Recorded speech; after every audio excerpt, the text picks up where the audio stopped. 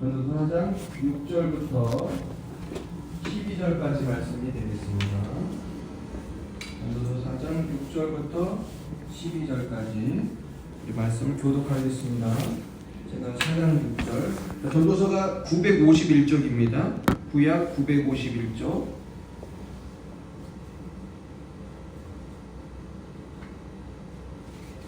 찾으셨어요?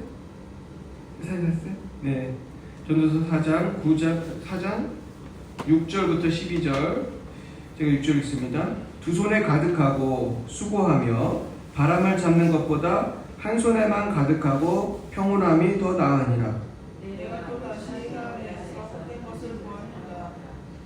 어떤 사람은 아들도 없고 형제도 없이 홀로 있으나 그의 모든 수고에는 끝이 없도다. 또 비록 그의 눈은 부요를 족하게 여기지 아니하면서 이르기를 내가 누구를 위하여는 이같이 수고하고 나를 위하여는 행복을 누리지 못하게 하는가 하여도 이것도 헛되어 불행한 노고로다.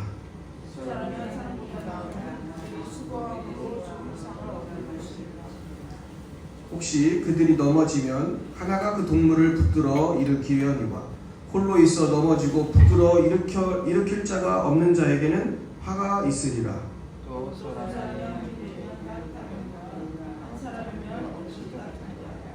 한 사람이면 패하겠거니와 두 사람이면 맞설 수 있나니 세 겹줄은 쉽게 끊어지지 아니하느니라. 아멘. 잠깐 기도하겠습니다. 하나님, 오늘 이렇게 전도서의 귀한 말씀, 지혜의 말씀을 주시니 감사합니다. 날마다 이 말씀으로 승리하게 하시고 이 시간 성령의 그 조명 아래 우리가 이 말씀을 잘 이해하고 아버지 성령의 은혜를 충만하게 받고 아버지 돌아갈 수 있도록 역사해 주옵소서. 예수님 이름으로 기도했습니다. 아멘. 네, 오늘은 행복한 삶의 비밀이라는 제목으로 하나님의 말씀을 증거하겠습니다. 우리가 오늘 읽은 이 전도서 말씀은 솔로몬이 말년에 썼다는 그런 말이 있어요. 그러니까 솔로몬이 누군지 아시죠? 지혜의 왕 솔로몬. 이 세상에서 제일 똑똑한 사람이 솔로몬이라고 그러는데, 사실 솔로몬은 이 초창기에는 좀 기도도 많이 하고 그런 것 같은데 이 말년에는 타락을 해가지고 솔로몬의 말년은 지혜롭지 못했습니다. 그러나 아마 제 생각에는 이 전도서를 쓸 때쯤에는 자신이 한 행동에 대한 후회와 회개가 있었을 것 같아요. 그래서 솔로몬이 인생을 부귀영화도 누려보고 다 살아보았더니 참 헛되다. 그래서 전도서를 보면 헛되다는 말이 굉장히 많이 나오거든요. 사실 솔로몬 같이 부자가 별로 없었고, 거기 성경에 보면은 그 처첩이 얼마나 많았고, 돈이 얼마나 많았는지, 그 은이 돌멩이 같이 여겨질 정도로 얼마나 돈이 많았고, 지혜가 많았고, 그런데 그것들이 사실은 참된 행복이 되지 못하더라는 것입니다. 그래서 제가 이제 전도서를 이번에 이제 통독을 하다가 제가 좀 읽어봤는데, 오늘 이 본문이 참 많이 와닿았어요. 그래서 여기 보니까 행복한 삶의 비밀이 이거구나, 그런 거를 제가 좀 깨달았습니다. 그래서 제가 생각해 보니까 이 현대인들이 이 행복한 비결을 몰라서 요즘 이렇게 방황하는 것 같아요. 그래서 요즘에 여러분 현대인들이 뭐에 이렇게 관심이 많은 것 같습니까? 요즘 사람들이 뭐에 관심이 많죠? 일단 돈에 관심이 많고 돈이 제일 많은 것 같아요, 제가 볼 때. 근데 돈을 많이 벌어가지고 뭘 하는지 아세요? 돈 많은 사람들이 뭐하고 놀아요? 여행 많이 다니더라고요. 여행. 그리고 부자들은 명절에 한국에 있어요, 외국에 가요? 예, 이걸 보면 알 수 있어요. 그러니까 부자들은 외국에 가서 놀아요. 그리고 외국 갈 돈이 없거나 시간이 바쁘면 어디 많이 가는지 아세요? 그렇죠, 제주. 잘하시네. 제주도를 많이 가요.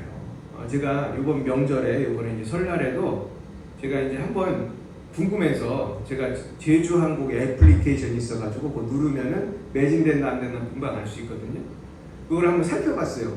사람들이 여행을 얼마나 가나 궁금해가지고 살펴봤더니 어떻게 됐을 것 같아요? 매진됐어요.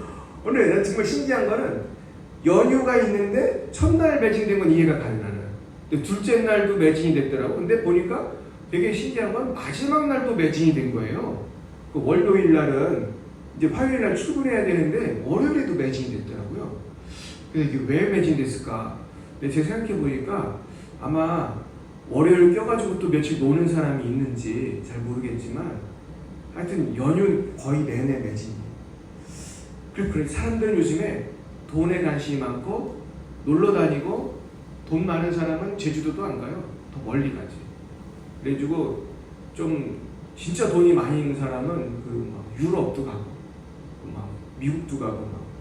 근데 사실은 그런 것들을 통해서 뭔가 행복하고 싶은 것 같아요. 그리고 여러 가지 노력을 해요. 그래서 뭐 또 타락하는 사람들도 많이 있어.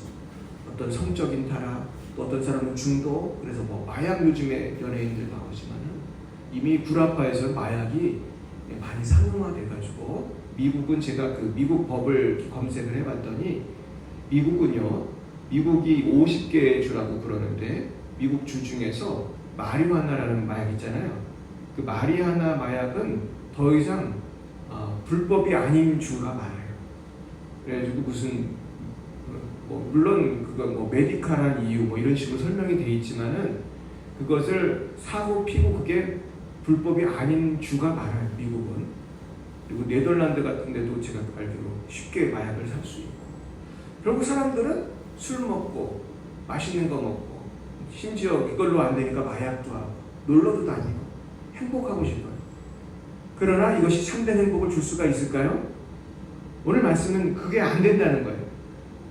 뭐 솔로몬이 뭐 마약은 하지 않았겠지만 솔로몬은 부귀영화 다 누려봤지만 이것이 참된 행복이 안 되더라는 거거든요. 그럼 도대체 참된 행복은 어디 있는가? 한번 6절 읽어보겠습니다.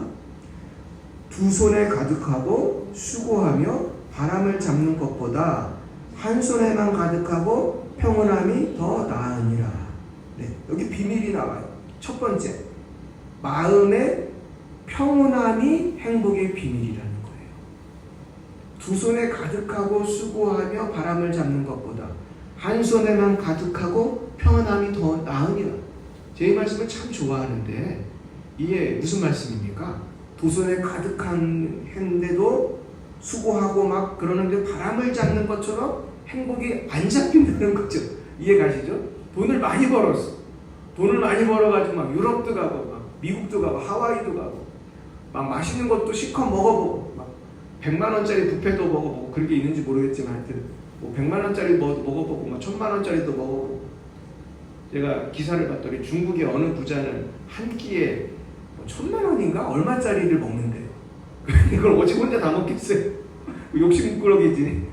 그러면서 배가 터지게 먹고 술 먹고 막 성적인 거로 막 즐기고 별짓을 다 해요. 그래서 제가 옛날에 어떤 그 사실을 봤냐면 그 버진이라는 그룹이 있어요. 미국의 버진 그룹. 잘 모르시죠?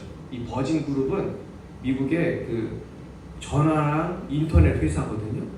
여기 회장이 되게 유명한 사람이에요. 이 사람이 원체 부자고 잘 노는 거 유명해. 잘 노는 거. 그래가지고 이 사람은 그 스포츠를 막 즐기고 막 제트스키 타고 막 사람들이 볼 때 와 재밌겠다 그런 걸 많이 하고 살아요. 근데 그날 제가 무슨 사진을 봤냐면 이 사장이 나이가 꽤 들었거든요. 제가 볼 때 아무리 못해도 50대 후반이나 60쯤 된 것 같은데 아직도 건강하고 정정하더라고요. 근데 그날 보니까 무슨 그 바다 위를 막 달리는 제트스키 같은 걸 타고 노는데 막 좋아하면서 노는데 문제는 제트스키 같은 걸 혼자 타는 게 아니고 아주 젊은 여자를 그러니까 매미처럼 딱 붙어 있어. 그 여자를 꼭 끌어안고 타는데 그 모습이 너무나 잘 안 좋게 보이는 거예요. 이거를 이 사람을 사람들이 되게 좋아하고 마치 그 아메리칸 드림을 이룬 사람처럼 막 열광하는데 이 사람은 제가 알기로 이혼을 하고 젊은 여자들하고 이렇게 행복하게 살아간다고 그 아름다움을 좋아하면서 사진을 찍어서 뉴스에 나온 거예요. 근데 이것이 현대인들이 어떻게 보면 꿈인데 결국 돈 많이 벌어가지고 이렇게 사는데 과연 이 사람 정말 평안할까? 난 이런 질문을 하고 싶어요. 과연 그분은 하나님이 주는 평안이 있을까? 저는 없다고 생각합니다. 하나님이 주는 평안은 죄악 가운데는 없거든요. 결국 한 손에만 가득하고 평안함이 더 낫다. 이건 뭡니까? 내가 욕심내면서 정말 돈을 많이 벌었지만 그 안에 평안함이 없다면 그것은 참된 행복이 아니라는 것입니다. 내가 좀 부족하게 살고 그저 하루 삼시세끼 밥 먹고 김치찌개 먹고 된장찌개 먹고 매우 소박한 음식을 먹을지라도 내 마음에 평안함이 있다면 그것이 뭐라는 거예요? 그것이 행복이라는 거예요. 여러분 이 평안함이 있으십니까? 여러분 이 평안함이 있기를 축복합니다. 내가 호의호식하지 못해도 예수님과 동행하며 내가 꽁보리밥에 김치찌개만 먹어도 된장찌개만 먹어도 얼마나 맛있습니까? 생각만 해도 맛있겠네요. 그죠? 그러나 우리 하나님 안에 주신 그 평안함이 없을 때 우리는 비싼 뷔페를 먹어도 맛이 있어요? 없어요? 안 경험해 보셨습니까? 내가 평안함이 없을 때 아무리 맛있는 걸 먹어도 맛이 없더라고요. 저는 그걸 경험해 본 적이 있어요. 평안함이 없을 때 아무리 맛있는 걸 먹어도 맛이 없어요. 그러나 평안함이 있을 때는 도시락만 먹어도 너무 맛있고 라면 한 그릇만 먹어도 너무 맛있는 거예요. 또 제가 한번 생각을 해봤어요. 그럼 도대체 이 세상에 누가 부자일까? 나라별로 한번 생각해 봤습니다. 여러분, 미국, 유럽, 한국이 잘 살아요? 방글라데시가 잘 살아요? 아프리카가 잘 살아요? 미국, 유럽, 한국이 잘 살죠. 방글라데시는 얼마나 가난한지 알 수 없어요. 제가 파키스탄도 가봤더니 얼마나 가난한지 알 수 없어요. 여러분, 한국 돈 10만 원 버는 게 어렵습니다. 그런 나라들은요, 한 달 일해도 한 달에 우리나라 돈으로 10만 원 버는 게 어려워요. 우리나라 얼마나 잘 사는 거예요. 우리는 뭐 진짜 200만 원, 300만 원 주는 직장이 많잖아요. 그리고 100만 원 주는 되게 조금 준다고 생각하잖아요. 우리는 그걸 살기도 힘들고. 근데 그 나라들은 10만 원만 줘도 20만 원만 줘도 기뻐하면서 일을 하는 것입니다. 그런 일자리도 있어요, 없어요? 귀한 거예요, 그런 일자리도. 여기 참 가슴 아픈 거, 파키스탄에 갔더니 거기 성도들이 최하층민이에요. 거기 이슬람권이니까. 무슨 일을 하는지 아세요? 쓰레기 줍고 하수도 청소해. 하수도 청소. 뭐 아주 적은 돈을 버는 겁니다. 그런데 누가 조사한 거에 따르면은 이 세상에서 그 웰빙 지수, 행복 지수가 제일 높은 나라가 어딘지 아세요? 제가 알기로는 방글라데시예요. 방글라데시가 제일 가난한 나라거든요. 전 세계에서. 거의 북한만큼 가난한 나라인데 행복 지수가 그렇게 높대, 그 사람들이. 물론 그 사람들은 예수 믿는 사람도 아니고 그렇지만은 왜 행복 지수가 높을까? 그건 뭘 보여주는 겁니까? 오늘 우리가 말하는 건 하나님이 주는 행복은 그거랑 또 다른 차원이지만은 돈이라는 것은 행복을 보장해 줄 수가 없다는 거예요. 행복한 사람은 따로 있다는 것입니다. 그래서 예전에 어떤 집사님이 돈을 많이 벌었대요.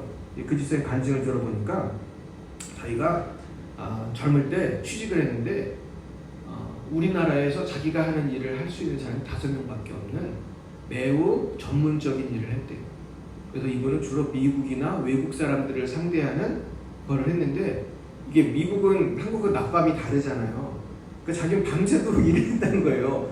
미국 사람들하고 같이 일을 하다 보니까 밤새도록 일을 하고 아침에 이제 들어가면은 부인은 출근하고 뭐 이런 식이 되니까 식구들 얼굴도 제대로 못 보고 아이들하고 놀아주지도 못하고 돈만 계속 벌었다는 거예요. 돈 하면 돈을 벌었는데 어느 날 9.11 테러가 나고 나서 자기가 하던 그 상품이 쫄딱 나왔대. 그래서 자기가 하루아침에 뭐가 됐어요? 거지가 됐어요. 거지가 될 뿐만 아니라 빚을 엄청나게 지게 된 거예요. 그러니까 나중에 이 사람이 정신을 차리게 돼요. 이분이 원래 예수 믿고 은혜 받았던 사람인데 돈 버는 재미에 정신을 못 차리고 그냥 돈만 맨날 벌는데 쫄딱 망해가지고 하나님 앞에 눈물 흘리며 나온 거예요. 그래서 이제 지금은 이분이 하나님이 또 다른 기회를 주셔가지고 지금은 또 아주 열심히 직장도 잘 다니고 또 굉장히 이분이 하나님 말씀을 잘 가르치는 집사님이에요. 제가 이분의 그 강의를 듣고 참 놀랐는데 이분 집사님인데 어떻게 이렇게 강의를 잘하지? 내가 깜짝 놀랐어요. 성경 말씀을 너무 잘 풀어주는데 놀라웠어요. 지금 이분이 유튜브를 하는데요. 구독자 수가 몇만 명이에요. 아마 10만 명도 넘고. 그리고 성경을 가르치는 분이에요. 그래서 제가 이분도 그랬지만은 결국 욕심을 과하게 하고 돈 하고 가족을 돌보지 못하고 신앙생활 제대로 안 하고 그랬더니 나중에는 돈도 날아가는 거. 나중에 돈도 날아가고 그때 이제 깨닫는 거예요. 결국 평안함이 없을 때 우리는 행복할 수가 없는 거예요. 두 번째는 7절 8절에 나와 있습니다. 읽어보겠습니다. 내가 또다시 해 아래서 헛된 것을 보았도다. 어떤 사람은 아들도 없고 형제도 없이 홀로 있으나 그의 모든 수고에는 끝이 없도다.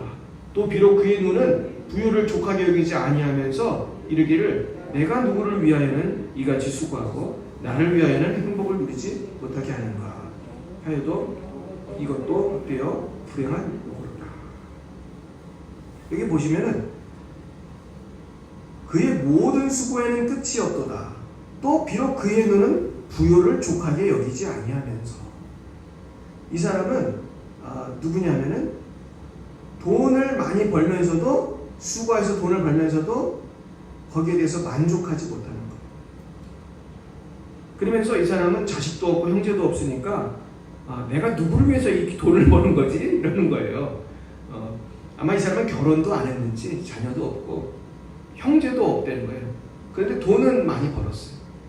근데 돈을 쌓아놨는데 도대체 내가 누구를 위해서 이 돈을 버는 거지? 결국 두 번째 우리 행복의 비밀은 만족이에요. 만족.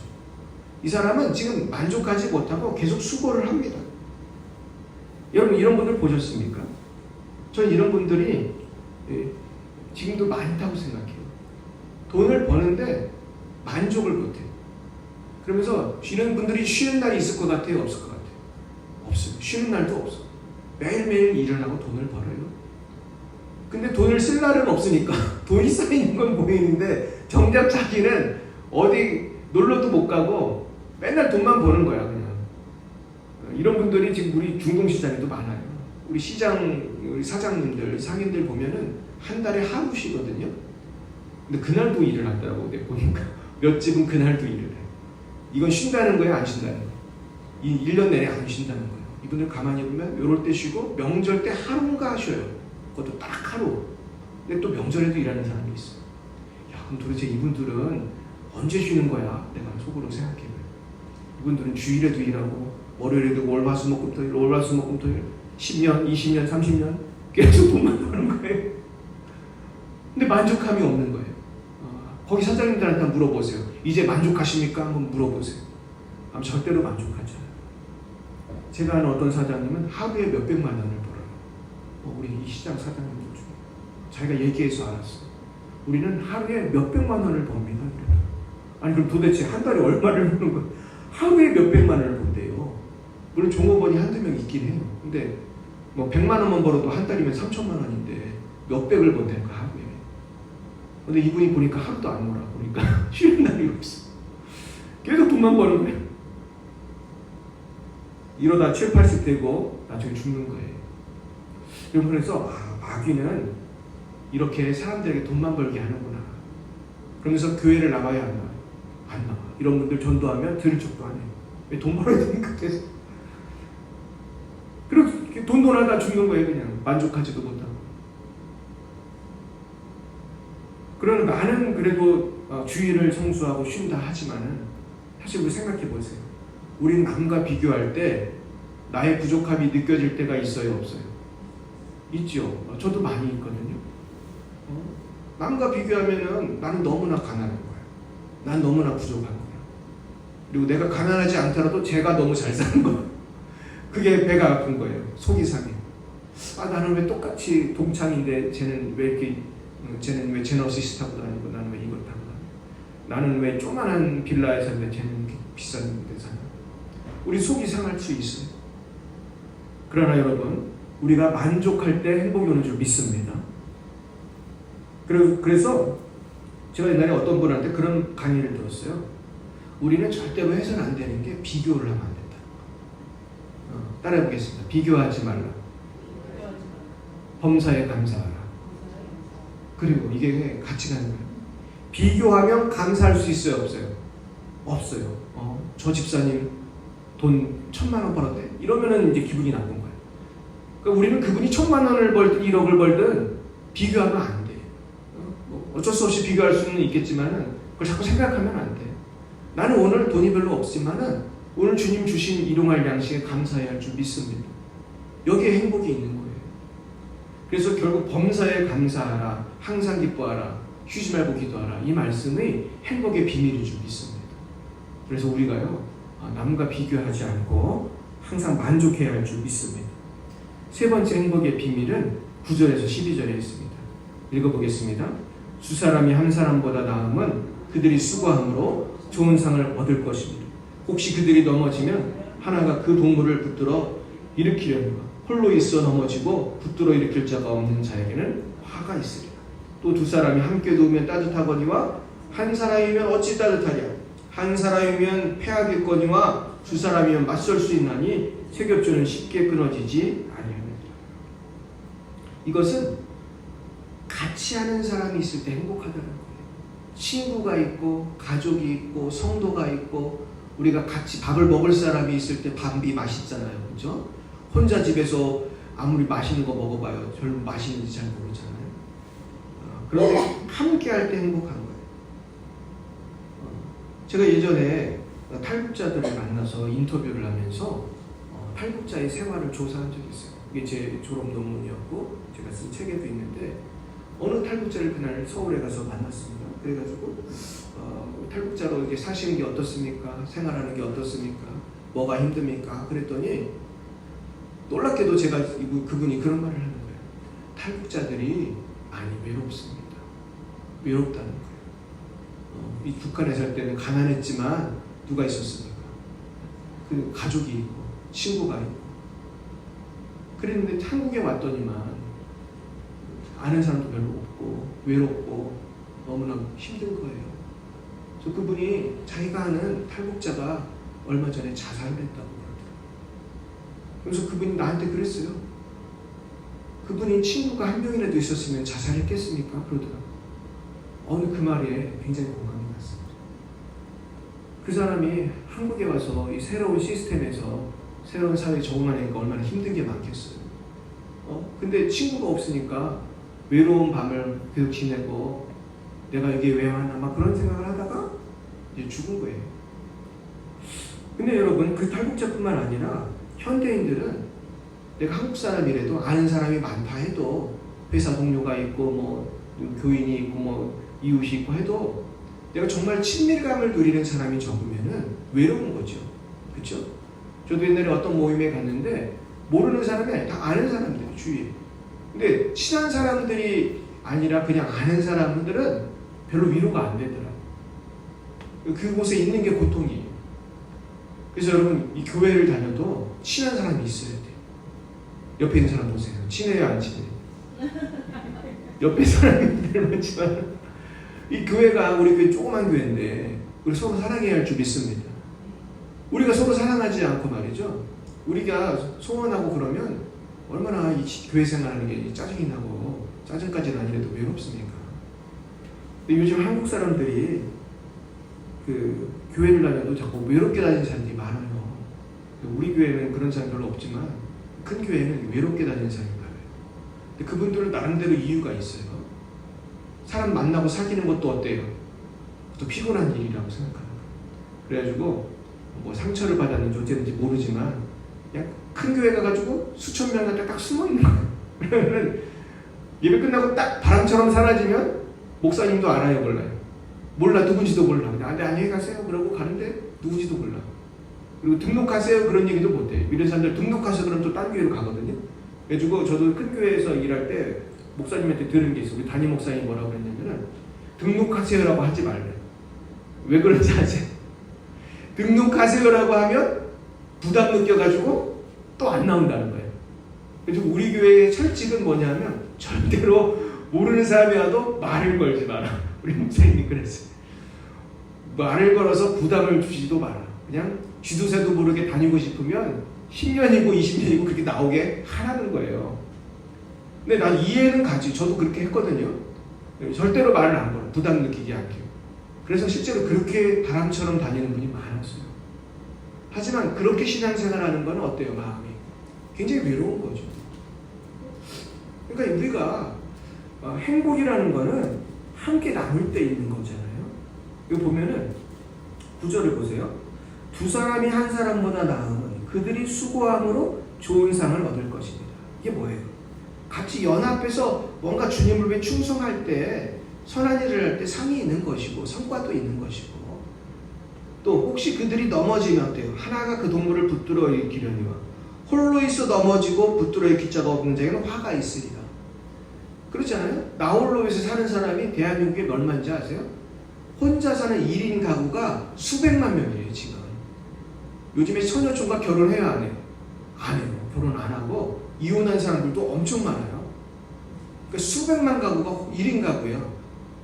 근데 이 사람들은 혼자 살고 외롭게 사는 사람은 넘어질 때 붙들어 일으킬 자가 없다는 것이고, 붙들어 일으킬 자가 없을 때 화가 있다는 거예요. 근데 또 두 사람이 함께 누우면 따뜻하거니와 한 사람이면 어찌 따뜻하랴. 우리가 가족이 없이 혼자 살 때 참 얼마나 외롭습니까? 옛날에 그 유명한 그 목사님이 있었어요. 이분이 세계적인 유명한 학자고 목사님이고 많은 존경을 받는 분이에요. 근데 그분이 되게 잘생겼거든요. 남자분인데 총각으로 살다 죽었어요. 그래서 누가 하루는 물어봤어요. 목사님은 이렇게 혼자 지내는 게 외롭지 않으시냐? 근데 나도 지금도 미스테리야. 왜 이분이 결혼 안 했는지 지금도 미스테리인데, 이분이 그런 얘기를 했다고 해요. 나는 밤에 혼자 집으로 들어가면 어두운 집에 들어가는 것이 너무나 힘들다, 외롭다, 뭐 그런 말을 한 걸로 제가 기억을 해요. 그분이 그렇게 훌륭한 목사님이지만 혼자 사는 게 어땠다는 거예요? 외롭고 힘들었다는 거예요. 그래서 사실은 배우자가 있다는 거, 아니 배우자가 아니라도 친구가 있다든지, 아니면은 뭐 친척이라도 같이 지내고, 아니면 내가 꼭 뭐 잠은 혼자 자더라도 주위에 가까운 친구가 있다는 것은 굉장히 위로가 되는 거죠. 여러분 가까운 친구가 있으세요? 가까운 친구가 있는 게 굉장히 축복이고, 또 우리 교회를 다닐 수 있다는 게 축복이고, 사실 우리는 뭐 그냥 죽는 날까지 같이 가는 거예요. 죽는 날까지. 따라해보겠습니다. 우리는 죽는 날까지 함께 해야 합니다. 옆에 분에게 얘기하세요. 끝까지 같이 갑시다.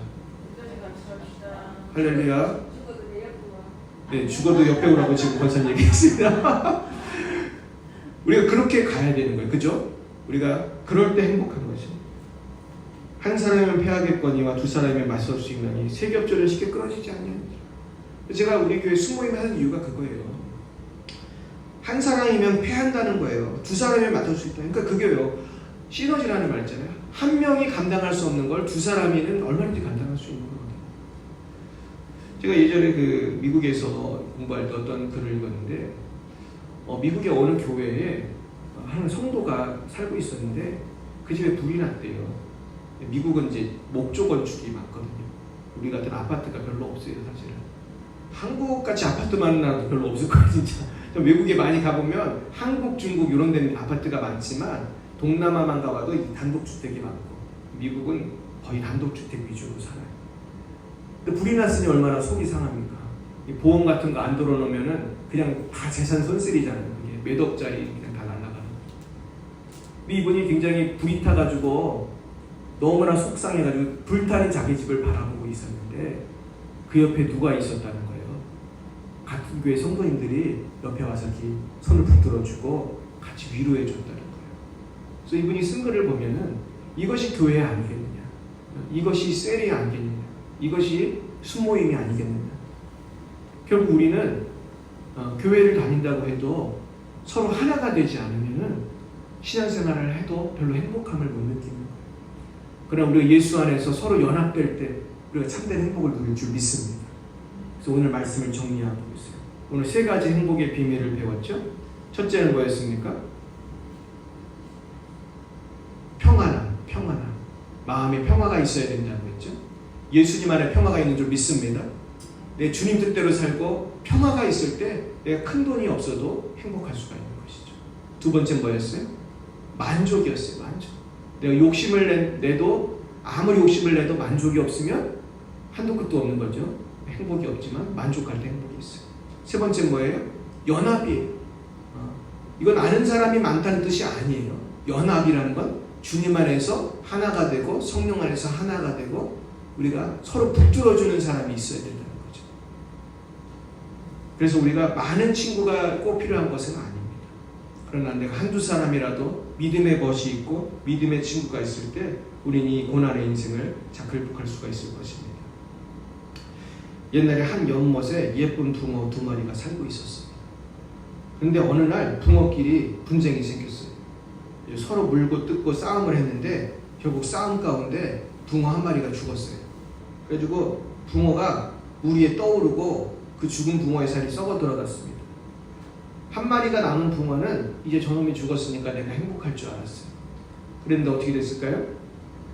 친구 붕어가 죽어서 썩으니까 그 조그만 그 연못이 오염이 돼가지고 나중에 그 붕어도 죽었어요. 그래서 이 이야기는 무엇을 말씀하고 있습니까? 우리가 누군가를 미워하고 괴롭히고 그래서 내가 승리했다 생각할 수 있지만 그것이 결국 누구에게 손해가 된다는 거예요? 나에게 고통이 되는 거예요. 그래서 우리가 누군가를 미워하면 누군가를 미워함으로써 손해를 보는 게 결국은 누구예요? 내 자신이 손해가 보는 거죠. 그래서 오늘 우리가 서로 사랑하고 연합할 때 행복해지고 또 범사에 감사할 때 만족할 때 행복해지고 쉬지 말고 기도하면서 주님 주신 평안으로 가득할 때 우리는 행복해질 것입니다. 날마다 예수님이 주시는 이 평안이 주님 안에서 영원하시기를 예수님의 이름으로 간절히 축원드립니다. 기도하겠습니다. 사랑과 은혜가 충만하신 주님, 주님께서는 우리에게 행복한 인생을 살 수 있도록 가족과 친구와 이웃과 교회를 주셨건만 우리는 서로 사랑하지 못하고 범사에 감사하지 못하고 쉬지 말고 기도하지 못하여 평화와 만족과 사랑을 잃어버리고 불행한 삶을 살아가고 있을 때가 많이 있었습니다. 주여 저희들을 용서하여 주시고 이제는 서로 용서하고 사랑하게 하시고 하나 되게 하시고 범사에 감사하게 하시고 쉬지 말고 기도하여 주님께서 주신 인생 아름답고 행복하게 살아갈 수 있도록 역사하여 주시옵소서. 지금은 살아계신 주 예수 그리스도의 구속의 은혜와 하나님 아버지의 놀라우신 사랑하심과 성령이 교통하시고 역사하시고 치유하시니 날마다 주님 안에서 서로 사랑하고 범사에 감사하고 쉬지 말고 기도하기로 다짐하는 사랑하는 주의 백성들 머리 위에와 저들의 가정과 미래와 우리 열방의 빛 사랑 교회 위에 우리 성도님들 위에 선교사님들 위에 이제와 영원토록 함께하옵시기를 간절히 축원하옵나이다.